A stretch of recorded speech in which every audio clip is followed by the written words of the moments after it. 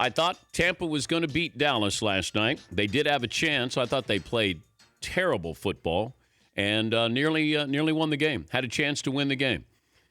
What if they had won that game? Even though Dak Prescott played great, almost perfect.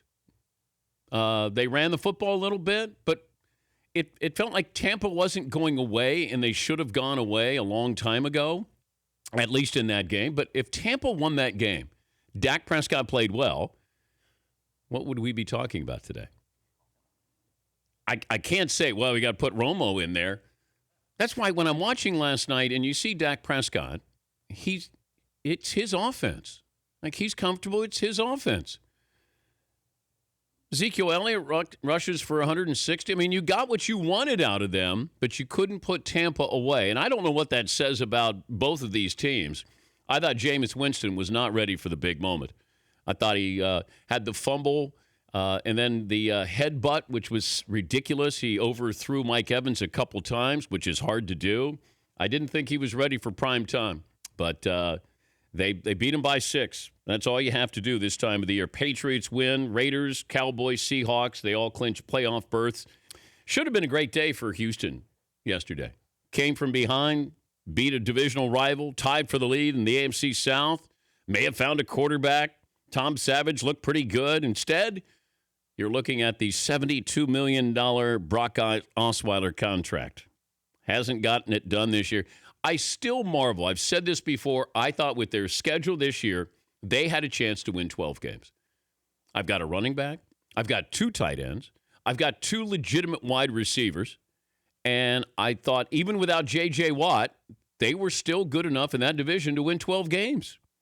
And now they had been winning in spite of Brock Osweiler. So Tom Savage comes in, and maybe we look back at Brock Osweiler. And look, the Broncos can say, whew, they were going to sign him to $16 million a year. They were lucky. They got lucky that Brock Osweiler wanted to get out of Denver and establish his own identity.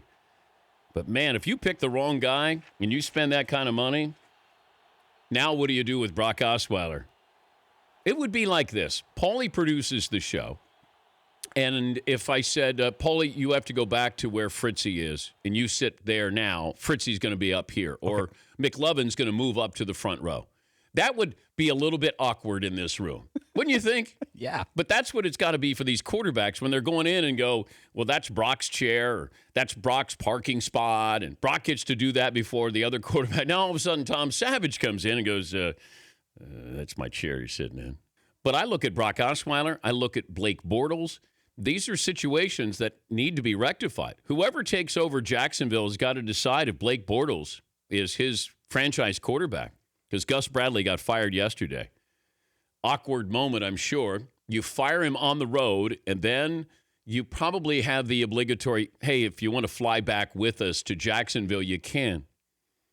But if you're Gus Bradley, is it I'll find just book me a flight, I'll go home on my own, or do you go back on the plane?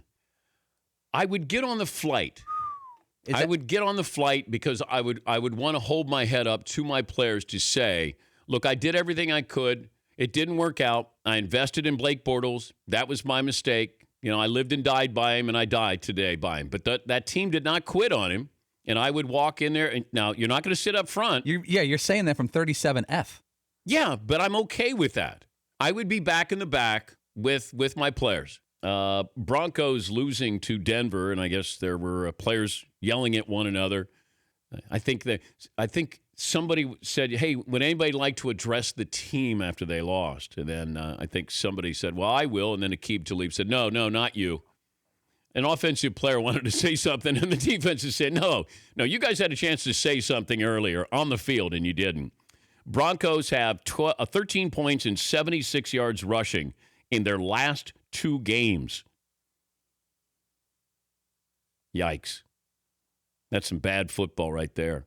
And this is a team that went to the Super Bowl. This looks like it could be the year after Tampa beat the Raiders. Both teams did not make the playoffs. I think that's the last time that happened. The Dan Patrick Show, weekday mornings on Audience.